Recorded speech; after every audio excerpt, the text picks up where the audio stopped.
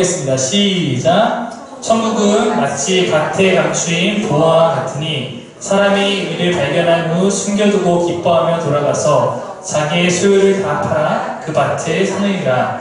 또 천국은 마치 좋은 진주를 구하는 장사와 같으니 급히 값진 진주 하나를 발견하며 가서 자기의 소유를 다 팔아 그 진주를 사느니라. 자, 우리 함께 같이 말씀을 나누도록 하겠습니다. 가난한 자들의 나라, 지난주에 설교 제목이었습니다.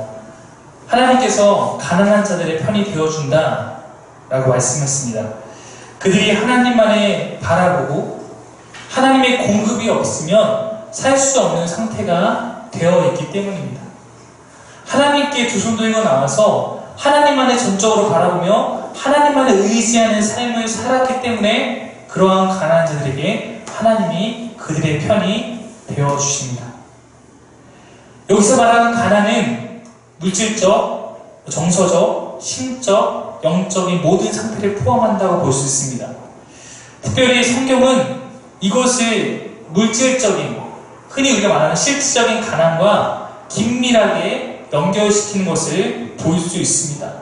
왜냐하면 다른 무엇보다 물질적인 가난, 우리의 실제적인 가난이 이런 것과 깊이 연결되고 하나님만을 바라보게 만드는 중요한 요소가 되기 때문입니다. 대부분의 사람이 물질이 그들에게 생존의 위협이 되기 때문입니다. 즉 물질의 풍요라는 그 반대적 개념은 하나님께 나아가고자 하는 우리의 마음을 상당 부분 빼앗아가는 요소가 되기 쉽다라는 것입니다. 때로는 이 물질이 하나님께 나아가도록 하는 가장 중요한 요소가 되고, 때로는 하나님을 향한 마음을 가장 반대하게 되는 그러한 요소가 된다라는 것입니다. 그러므로 오늘은 이것에 대해 좀 더 깊이 말씀을 나누며 살펴보려고 합니다. 우선 우리 마태복음 13장의 말씀이 의미하는 바를 함께 나눠보도록 하겠습니다. 말씀을 다시 한번 띄워주면 감사하겠습니다. 오늘 이 13장 44에 46절은요, 이렇게 두 가지 비유가 있습니다. 이것이 하나의 쌍으로 주어져 있습니다. 마태복음 13장은 총 8개의 비유가 모두 쌍으로 나타나는 그런 특징이 있습니다. 이 말씀이 이렇게 시작합니다. 천국은 마치 뭐뭐와 같으니, 또 천국은 마치 뭐뭐와 같으니. 천국, 즉 하나님 나라라는 것이 이것과 같다라고 하면서 하나님 나라가 어떤 특성을 갖고 있는지 예수님께서 사람들에게 알기 쉽게 하기 위해서 비유를 통해 가르치고 있는 것입니다. 아시겠지만 우리가 하나님 나라를 배워갈 때 이것은 굉장히 여러 가지 설명이 필요할 수 있습니다. 그러므로 어떤 하나의 비유를 통해 말하면 그것이 가장 빨리 이해되는 경우가 있기 때문에 저도 여러분에게 탕자의 비유를 통해서 설명하기도 했고 여러 가지 시도를 하기도 했습니다. 마찬가지로 예수님께서 가장 간단하게 이것은 하나님 나라 전체를 담아내는 것은 아니지만 그것 가운데 어떤 하나하나씩을 비유를 통해서 설명하는 그런 방법입니다. 첫 번째 비유에서 하나님 나라 무엇과 같다고 말하면 무엇이죠? 보화와 같다. 두 번째 비유는 진주에 비유하고 있습니다. 먼저 살펴볼 것은 여기에 나타나는 이 하나님 나라의 시점입니다. 우리가 여러 번 말씀드린 것처럼 하나님 나라는 이미 이곳에 왔다. 예수님과 함께 이미 이 땅에 시작되었다라고 설명했습니다. 이 비유들도 살펴보면 하나님 나라가 이미 현존해 있는 것으로 나옵니다. 즉, 지금 이미 우리가 살 수 있는 것, 혹은 지금 우리가 사야만 하는 것으로 말을 하고 있습니다. 그것도 즉시 사야 된다라고 말을 하고 있는 거예요. 여러분, 그 문장에서 시점을 알 수 있는 것은 동사를 통해 알 수 있습니다. 걸어간다, 걸어갔다, 걸어갈 것이다. 이런 것들이 동사 아닙니까? 그걸 통해서 시점을 파악할 수 있습니다. 우리 맨 먼저 있는 이 보화 비유를 보면요. 보화와 관련된 비유에서는 시제가 알 수 있는 동사가 3개가 있습니다. 뭐뭐 있죠? 돌아간다. 돌아가서 돌아간다. 그리고 또 뭐 있죠? 판다. 다 팔아 할 때 판다가 동사죠. 그 다음 또 뭐 있죠? 산다. 네. 3개의 동사가 사용되어 있습니다. 이 세 개의 동사는 그 원어를 살펴보면 모두 다 현재형을 사용하고 있습니다. 즉, 이것은 지금 현재 하고 있고 현재 해야 되는 일이라는 것을 말을 하고 있습니다. 진주 비유를 한번 살펴보면 여기도 지금 동사가 동일하게 3개 있습니다. 뭐 있죠? 네. 발견한다는 건 사실 동사는 아니고요. 간다가 동사예요. 여기서는. 네. 간다가 있고요. 가서, 그리고 판다, 산다. 똑같이. 네.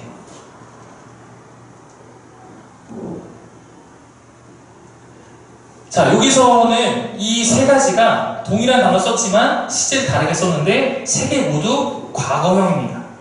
그래서 이미 하고 있는 이런 시제로 사용했습니다. 그래서 이것은 원어에서 보면 이미 일어난 일, 이것이 이미 우리가 했던 일, 이미 이것이 있었기 때문에 가능한 일, 이런 것들로 설명하고 있습니다.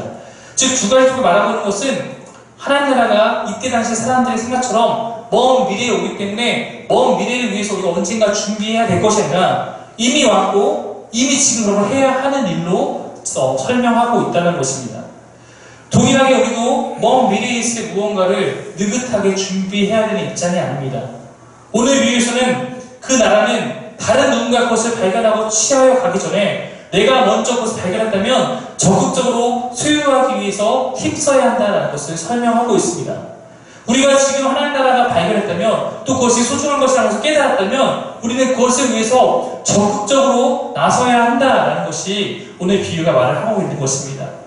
또 이 비유는 하나님 나라가 어떤 가치를 갖고 있는지를 설명해주고 있습니다. 여러분 아시겠지만 왜 하나님 나라를 보화와 진주에 비유하고 있었겠습니까? 이 두 가지가 뭐예요? 보석입니다. 보물입니다. 즉 하나님 나라는 것은 그만큼 값지고 누구나 탐낼 만한 그런 고귀한 것이다 라고 말하고 있는 것입니다. 진주가 진주인지 모르는 사람들은 탐내지 않을 수 있겠죠. 그러나 그 진주가 진주이지 않은 사람은 돌멩이가 아니고 이거 진짜 보석인지 아는 사람이면 누구나 그것을 가지기 위해 힘쓸 것입니다. 하나님은 어떤 사람이 감추어져 있을지 모르겠지만 그것이 진짜 하나님의 그런 영역이고 그런 하나님의 통치의 영역으로 들어가는 걸 깨달았다면 그것을 위해서 우리가 적극적으로 나가야 되는 얘기 동일하게 하고 싶은 것입니다. 그럼 여기서는 또 하나 우리가 그 하나님 나라를 그럼 소유하기 위해서 그 하나님 나라의 백성이 되기 위해서 어떻게 해야 하는지 그 방법을 제시하고 있습니다. 하나님 나라를 소유할 수 있는 방법을 예수님께서 직접 우리에게 알려주고 계신다는 것입니다. 네, 여기서는 시장의 원리, 즉 장사, 경제의 원리로 설명하고 있습니다. 이 값진 것은 우리가 값을 치름으로써 소유해 사와야 한다는 것입니다. 사야 합니다. 여러분, 하나님 나라를 우리가 누구한테 사야겠습니까? 하나님 나라 누구 겁니까? 네, 하나님 나라 하나님 겁니까? 하나님 것입니다. 그러니까 하나님께 사야 합니다. 그럼 하나님 앞에 우리가 치러야 할 값은 무엇입니까? 네, 내게 있는 모든 것입니다. 여러분, 하나님 나라의 값, 이게 하나님의 뜻이에요. 하나님의 나라라는 것을 값을 치르고 살기 위해서는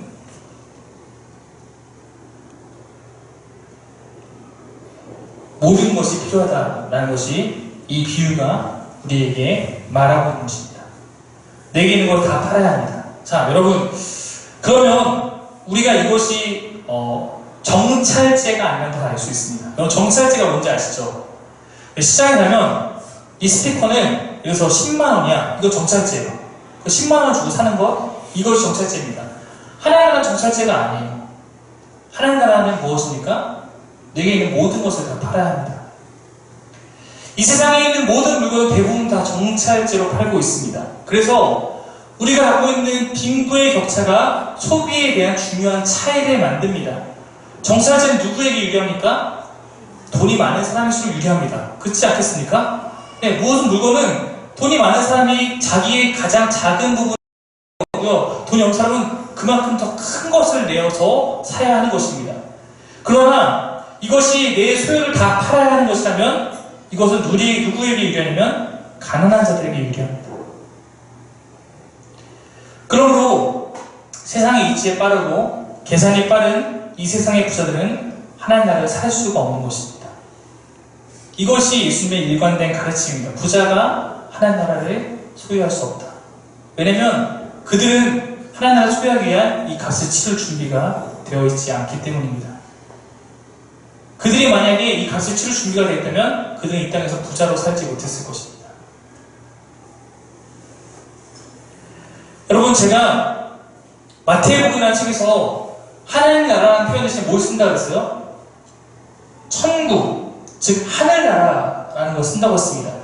하나님의 나라를 쓰는 것이 대부분의 복음서에서 표현이지만 이상하게 마태복음만큼은 하나님 나라를 하나님 나라 쓰지 않고 이거를 하늘나라라고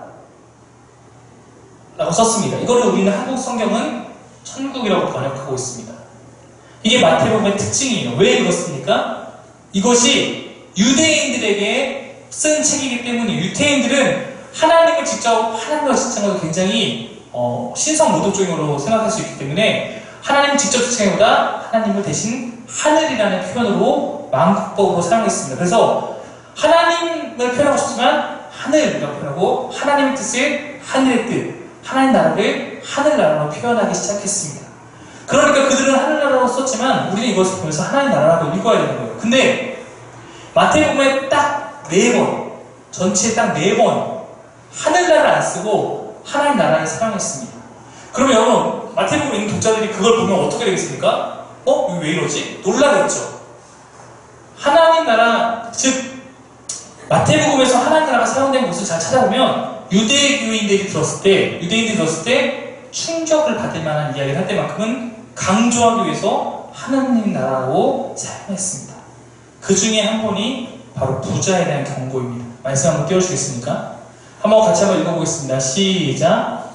예수께서 저희들에게 이르시되 내가 진실로 너희에게 이르노니 부자는 천국에 들어가기가 어려우니라. 다시 너희에게 말하노니 낙타가 바늘기로 들어가는 것이 부자가 하나님의 나라에 들어가는 것보다 쉬우니라 하니. 자, 먼저 예수께서 23절을 말씀하셨어요. 근데 23절을 말씀하시고 이걸로는 안 되겠다 싶으셨나봐요. 그러므로 다시 너희에게 말하는다고 하면서 이번에 하나님 나라라고 말하면서 이제 썼던 것을 마태가 기록하고 있습니다. 자, 가난한 자들의 나라라고 했습니다. 그 나라의 부자는 어떻습니까? 오늘 말씀 보면 23절까지만 봤을 때는 그래도 그나마 희미하게라도 가능성이 있어 보였는데 24절에서는 그 가능성이 완전하게 사라집니다. 왜냐면 그리고 24절은 어떤 조건을 갖고 있냐면 낙타가 바늘구멍에 들어가야 돼요.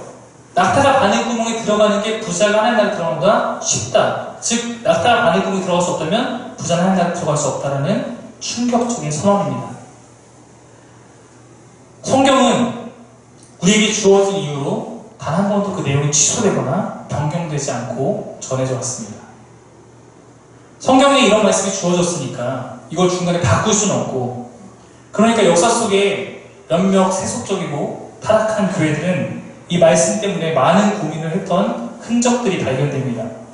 왜냐하면 교회에는 부자가 있으면 좋겠는데 부자들이 와서 이 말씀을 듣고 돌아가기 때문입니다. 그러니까 성경 말씀 자체를 바꿀 수 없으니까 이 말씀을 다른 식으로 해석하고자 하는 시도가 여러 군데서 나타나기 시작합니다. 즉 말씀에 대한 변형을 가하기 시작하는 것입니다. 첫 번째 방법은 이 낙타를 줄이는 겁니다. 네. 자, 낙타가 동물 못 그리겠어요. 낙타예요. 자, 낙타가 바늘구멍으로 들어가야 됩니다. 그러니까 일단 낙타를 줄여보는 방법입니다. 자, 이 원어에 보면 낙타는 카멜론이에요. 카멜론. 근데 이거를 어떻게 주장하기 시작하는 거냐면 이게 카멜론이 아니고 이게 필사하면서 누가 잘못 받아 쓴 거다. 원래는 사실 카멜론이다. 카멜론으로 번역하면 원래 뭐가 되냐면 밧줄입니다. 자, 그러니까 어차피 못 들어가는 건 똑같아요. 밧줄이나 뭐 낙타보다는 그래도 조금 가능성이 있어 보이는 듯한 약간 좀 부담을 덜 주는 말씀을 바꾸는 거예요. 카멜론인데 카멜론에 잘못 번역한 거. 그래서 몇몇 사본 중에 조금 믿음직스럽지 못한 사본에는 실제로 카멜론으로 번역한 경우도 보입니다. 그러나 그럼에도 결과가 달라지지 않는다는 걸 여러분 잘 아실 거라고 생각합니다. 가서 밧줄로 바늘기 넣을 수 있는 사람은 오세요. 네. 제 모든 수요를 나와라. 네, 드리겠습니다. 네. 두 번째 시도. 이제 뭘 하겠습니까? 네, 바늘기를 내리는 겁니다. 이렇게 크게. 그래서 이 바늘기가 실제 우리가 바늘의 그 구멍이 아니라 성문이 있으면 그 성문 옆에 정문 말고 옆에 쪽문이 있는데 그게 사실 바늘기다 라고 하는 해석이에요. 그러니까 그 바늘기에도 낙타가 짐을 메고 들어갈 수 있는 구멍은 아니거든요. 그냥 뭐 옛날에 시체 같은 거 내오고 이러는 그냥 정문 닫았을 때 쓰는 옆에 문 있잖아요. 그런 문인데 낙타가 짐을 짊어지고 들어가진 못하지만 짐을 다 내려놓고 겸손하게 무릎을 굽히고 뒤에서 엉덩이를 빵 차주면 들어갈 수 있는 정도. 네, 그 정도다. 그러니까 가진 것을 다 포기하고 내려놓고 겸손하게 살면은 들어갈 수 있다라는 식으로 해석을 하기 시작한 것입니다. 여러분 느끼시겠지만 성경은 우리가 번역하고 싶은 대로 의도대로 해석할수록 엉성하고 어설프게 됩니다. 진리라는 것은 그런 것입니다. 이 말씀은 못 들어간다는 얘기 하고 싶은 거예요. 못 들어간다. 앞서 언급했듯이 마태복음에서 하나님 나라는 표현이 사용된 것은 4구절인데 이 4구절이 단 2가지 경우밖에 없어요. 사용된 것은. 하나는 선민이라고 여겼던 이스라엘이 못 들어간다는 표현. 다른 하나는 부자가 못 들어간다는 표현. 즉 무엇을 의미합니까? 당시 하나님 나라가 임하게 되면 가장 먼저 들어갈 거라고 생각했던 사람이 이스라엘이었고 그 중에서도 진짜 이 사람은 가장 먼저 들어갈 거라고 생각했던 사람이 부자였습니다. 그때 당시 사람들이 가장 하나님 나라가 임하게 되면은 들어가지 못하고 저주받아서 심판받게 될 거라고 여겼던 것은 크게는 이방인이었고 두 번째는 세리와 창녀였습니다. 그러나 예수님 반대로 세리와 창녀가 먼저 들어간다. 유대인은 못 들어간다. 이렇게 말씀하십니다. 이는 당시의 하나님 나라에 대한 왜곡된 기대가 얼마나 큰 것인지 예수님이 그것을 얼마나 깨고 싶은지 알려줍니다. 그리고 어쩌면 이것은 당시 사람들에게 뿐만 아니라 오늘날 지금 우리에게 하고 싶은 말일지도 모릅니다. 지금 이 시대에도 마치 대형 교회가 성공인 것처럼 이 땅에서 부유한 이들이 하나님의 축복을 받은 것처럼 여기는 경우가 허다합니다. 세상과 다르지 않은 소송들이 교회를 지배해서 교회 직분이 계급처럼 어떤 신자들의 마음을 여러 가지 가운데 지배하고 있는 경우가 참 많습니다. 세상의 영광이 더 크고 영원하고 값진 것처럼 막 예배드리 가서 국회의원 오시면 다 일어나서 인사하고 막 이런 교회들이 많아요.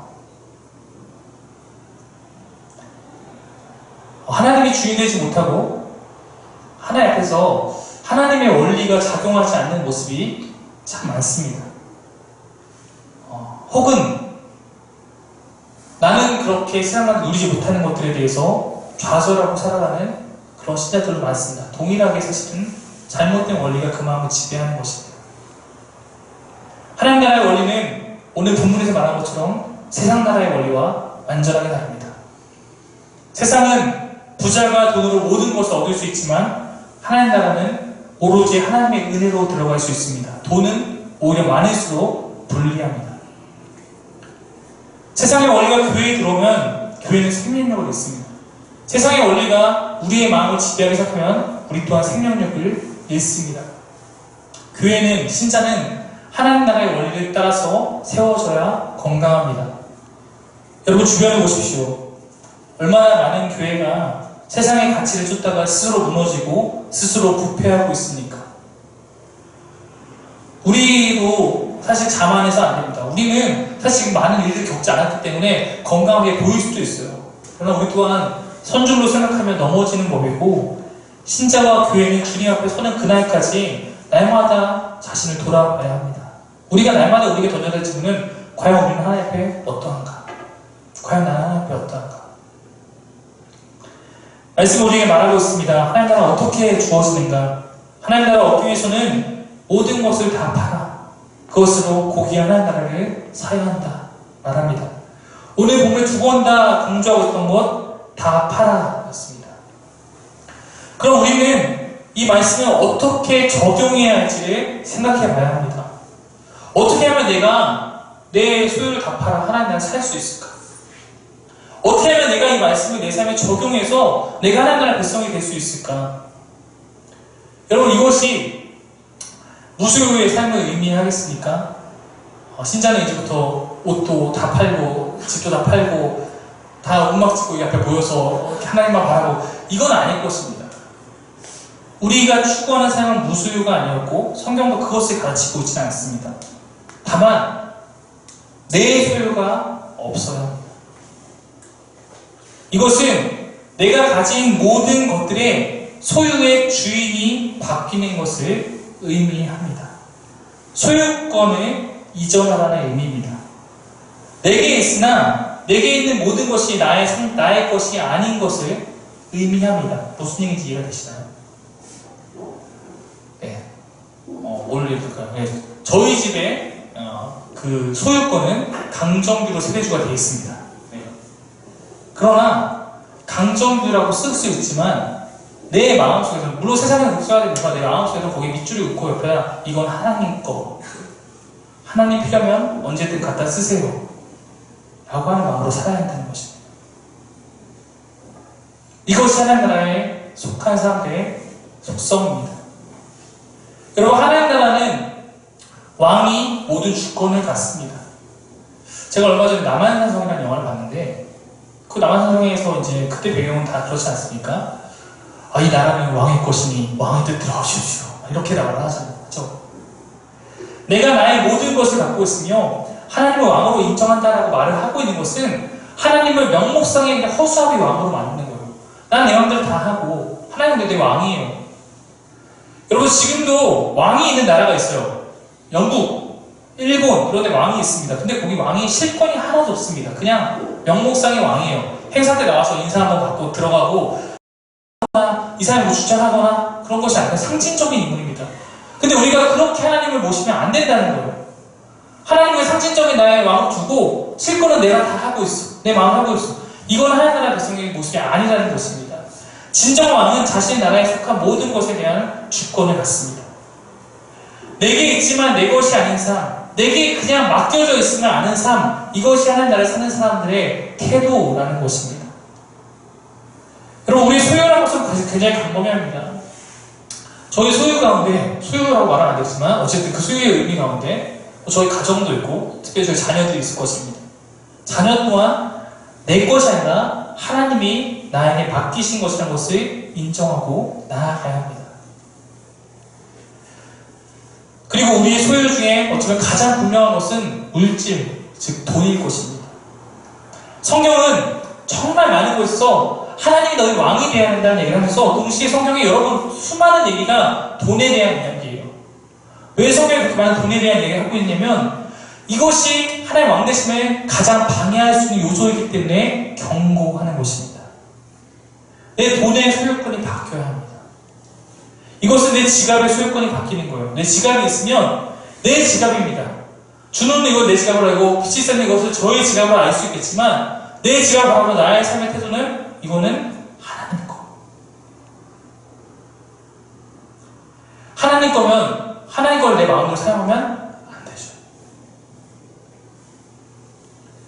이건 매우 실질적인 것입니다. 이 돈을 사용할 때마다 주인의 마음을 내가 살펴야 하는 거예요.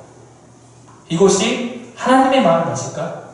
이 지갑을 사용하는 게 하나님 주인의 뜻을 맞을까? 물질에 대한 나의 소비가 하나님 뜻에 맞는가? 하나님의 뜻이 내 삶에서 이루어지고 있는가? 여러분, 주기도문에 보면 예수님이 이렇게 기도하십니다.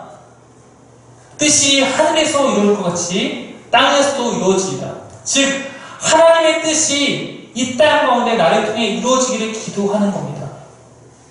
주인 되신 아버지 하나님의 뜻이 내 삶을 통해 이 땅에 그분의 마음에 합당하게 이루어져야 하는 것, 이것이 하나님 나라의 백성입니다. 여러분, 혹시 이곳 가운데 옛날에는 이런 분위기가 있었기 때문에 혹시 동참하신 분도 있을 수 있습니다. 첫 월급 전부를 하나님께 드려보신 경험이 있는 분이 있는지 모르겠어요. 제가 어릴 때만 해도 교회 안에 그런 분위기와 그런 가르침이 많았어요. 첫 월급은 다 하나님께 드려야 돼.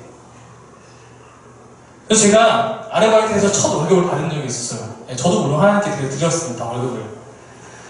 근데 그건 왜 그랬냐면 물론 지금 여러분 그러는 거 아닙니다. 그러나 예전에는 그런 전통들과 그런 분위기도 있었는데 그것이 뜻하는 바는 무엇이냐면 앞으로의 내 모든 경제활동을 하나님 안에서 해나가겠다라는 그 소유에 대한 그 책임에 대한 다짐이에요. 정보를 드린다는 거, 여러분 다 판다는 거, 100만 원을 버는 사람들은 이것이 하나의 것입니다 인정하는 것이 조금 쉬울지도 모릅니다. 물론 100만 원도 큰 돈이죠. 하지만 1억을 버는 사람이 그러기는 더 어렵습니다. 교회라는 곳에서는 1억을 버는 사람이 1000만 원을 교회에 실조하면 아, 믿음 좋다 라고 칭찬합니다. 그러나 하나님은 그렇지 않습니다. 나머지 9천만 원에 대한 소유권을 물으시고 그것이 그 사람의 삶을 통해 하나님의 뜻대로 사용되어지고 있는지를 물으십니다. 그럼 여러분, 제가 아까 지갑의 소유권이 하나님이니까 쓸 때마다 하나님의 뜻을 살펴야 한다고 했는데 이것을 어떻게 실천할 수 있을까? 저를 가르치신 분들께 이렇게 말씀하셨습니다. 돈을 쓸 때마다 그 집에서 기도하면서 응답받을 때까지 이렇게 할 수는 없으니까 늘 쓰기 전에 원칙을 세워야 한다. 내 삶의 원칙을 미리 세우고 그것에 따라 살아야 한다. 그래서 알려주신 원칙이 성경의 황금률로 불리는 그런 말씀입니다. 우리 한번 같이 한번 볼게요. 마태복음 7장 12절입니다. 같이 읽겠습니다. 시작. 그러므로 무엇이든지 남에게 대접을 받고자 하는 대로 너희도 남을 대접하라. 이것이 율법이요 선지자니라. 제가 율법이요 선지자니라 말하는 것은 어떤 의미라고 기억하십니까? 이것이 율법, 즉 모세오경과 선지자, 즉 선지자가 나오고, 즉 구약 전체, 이때 당시 성경의 구약도 없으니까 성경 전체 하나님의 말씀이 가르치고 있는 것이다. 즉 하나님의 말씀이 가르치고 있는 것의 핵심은 남에게 대접받고자 하는데 너희가 남을 대접하는 것에서 시작한다는 것입니다. 제자의 삶, 하나님 나라 백성의 삶은 어떠해야 하는가? 우리 원칙 가운데 하나는 나에게는 최대한 적게, 남에게는 최대한 최선을 다해서 쓰는 그런 삶입니다. 여러분, 하나님 나라 백성은 늘 자신의 소유, 자신에게 쓰는 것에 대해서는 검소하기 위해서 노력해야 합니다. 돈을 내 필요를 중심으로 써서는 안 됩니다. 하나님의 필요한 곳에 맞춰 쓰는 훈련을 해나가야 합니다. 이런 원칙을 내가 먼저 세우고 그것을 지키려고 부단히 노력해야 합니다. 하나님 나라 백성들이라고 맛있는 음식, 건강한 음식을 먹는 것이 나쁜 일은 아닙니다. 그러나 지나치게 비싼 것을 먹는 것은 나쁜 것입니다. 왜냐하면 누군가를 배부르게 할 수 있는 돈이기 때문입니다. 지나친 소비는 우리들에게 자랑이 아니라 부끄러운 일입니다. 옷도 좋은 것을 입지 말라는 것이 결코 아닙니다. 가급적이면 비싸지 않은 적당한 옷을 사는 것을 우리의 원칙으로 삼아야 합니다. 자신의 삶을 나름대로 원칙을 세워야 돼요. 아, 뭐는 10만 원이야. 뭐는 최대 20만 원이야. 이런 원칙들이 이미 내 안에 세워져 있지 않으면 우리는 내가 물질을 소유하게 될 때마다 흔들리게 되어 있습니다. 여러분, 월급을 우리가 받습니다. 많은 사람들이, 특히 젊은이들이 이런 거 하기 쉽거든요. 고된 일을 할수록, 고된 일을 하고 월급을 다 받으면 아, 이건 날 위로해야 돼. 나의 한 달의 어려움을 위로해야 돼. 그래서 내가 이제 하고 싶은 대로 막 앨범 쓰고, 그럴 수 있어요. 이해는 갑니다. 그러나 여러분, 월급은 내 수고로 버는 나의 돈이 아닙니다. 그것조차도 우리가 하나님께 받아서 살아간다는 것이 우리의 원칙이 되어야 됩니다. 월급은 나에게 주신 하나님의 일용할 양식입니다. 여러분, 이스라엘 백성이요, 광야라는 곳에 살아갈 때 이들이 먹을 것이 없을 가난한 상태, 프로토코스에 살면서 때 하나님께서 이들에게 만나, 메추라기 주셨죠. 이걸로 먹이셨습니다. 자, 광야 때는 이랬어요. 자, 가나안에서 이들이 이제 자신이 스스로 농경 생활을 함으로써 소유를 얻을 수 있게 됐습니다. 토지의 소산. 정확하게 농사가 바로 씨를 뿌린다고 얻어지는 게 아니잖아요. 가나안 들어가서도 처음에는 만나와 메추라기 먹었어요. 첫 소산을 수확해서 이제 이것을 먹고 살 수 있는 그 첫 소산을 수확한 날 드디어 만나 메추라기가 그쳤다. 성경 말하고 있습니다. 한번 띄워주시겠습니까? 같이 한번 읽어보겠습니다. 시작. 또 그 땅의 수산물을 먹은 다음 날에 만나가 그쳤으니 이스라엘 사람들이 다시는 만나를 얻지 못하였고 그의 가나안 땅의 소출을 먹었더라. 즉 이들이 이제 이 땅도 누가 주신 거예요? 하나님께 주신 거잖아요. 거기서 생명을 얻어서 하나님에서 자기가 무언가 받아 살 수 있게 됐습니다. 그러니까 하나님께서 공급하시면 공급의 방법이 바뀐 것입니다. 그러므로 만나가 저희 그친 거예요. 동일하게 우리가 일할 수 있는 일터 내가 이력서 놓고 내가 열심히 노력해서 면접 보고 힘들게 스펙 쌓아서 들어갔다고 생각할 수도 있어요. 생각하는 거 있습니다. 그러나 우리 믿는 사람은 달라야 합니다. 그것도 나에게 하나님께서 주신 나의 삶의 터전입니다.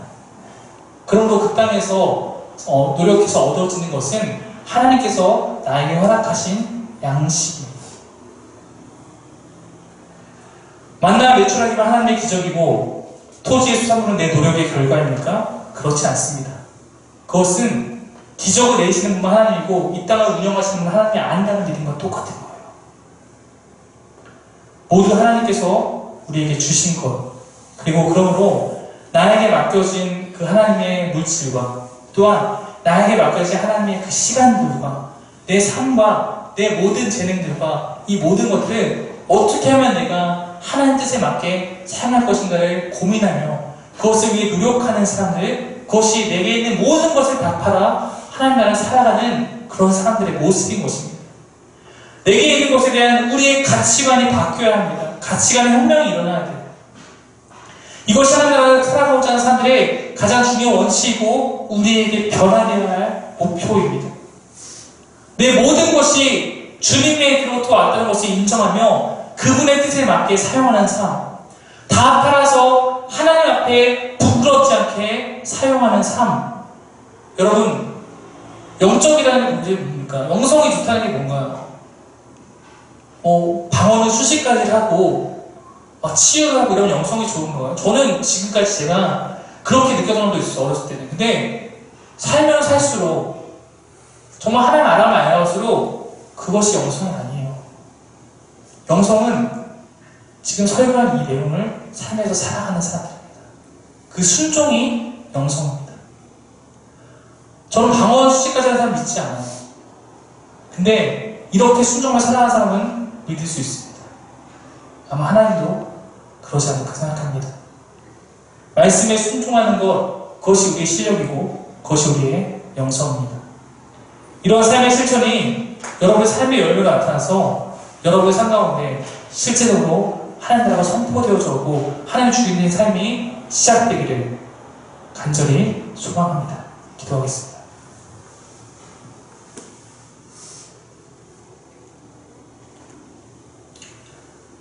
하나님, 오늘 하나님 나라를 살아가는 사람들의 모습에 대한 실질적인 실천에 대한 내용을 다뤘습니다.